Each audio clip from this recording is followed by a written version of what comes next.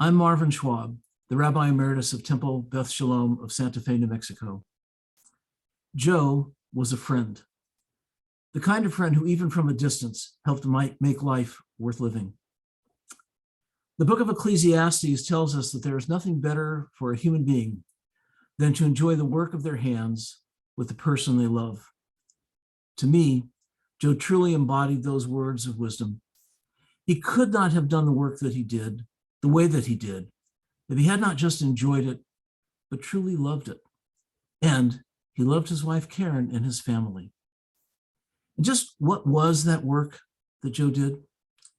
It was the saving of human lives, the preserving of the divine image in the world, since we're told in Genesis that we are made in the divine image.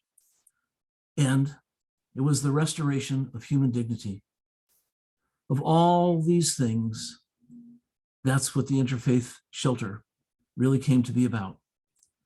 And that should come as no surprise, because it has been said that any organization is simply the elongated shadow of a single person. And Joe ultimately cast a giant shadow. He was, in my experience of him, as they say in Hebrew, a gibor, a warrior. But Joe was not just a warrior. He was a mighty person, a human being. And the unsheltered of Santa Fe could not have had a better protector, advocate, or guardian. He truly battled to get them the care that they needed, the medication that could turn their lives around,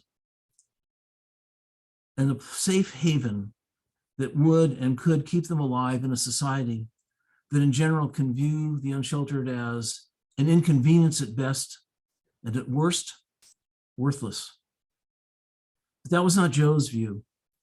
Joe saw them and made those around him see the unsheltered as human beings.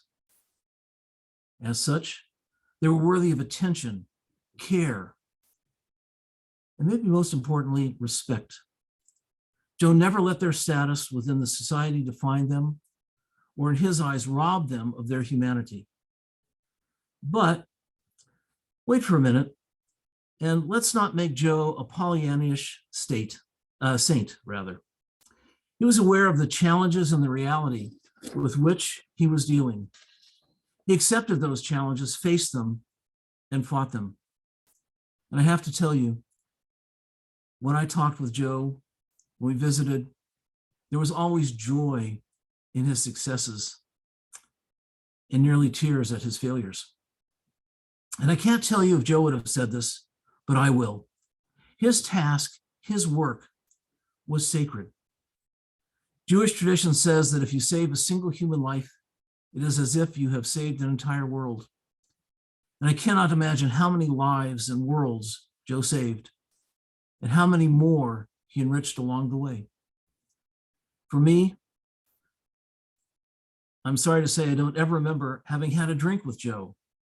I was never able to take him to lunch and share a meal.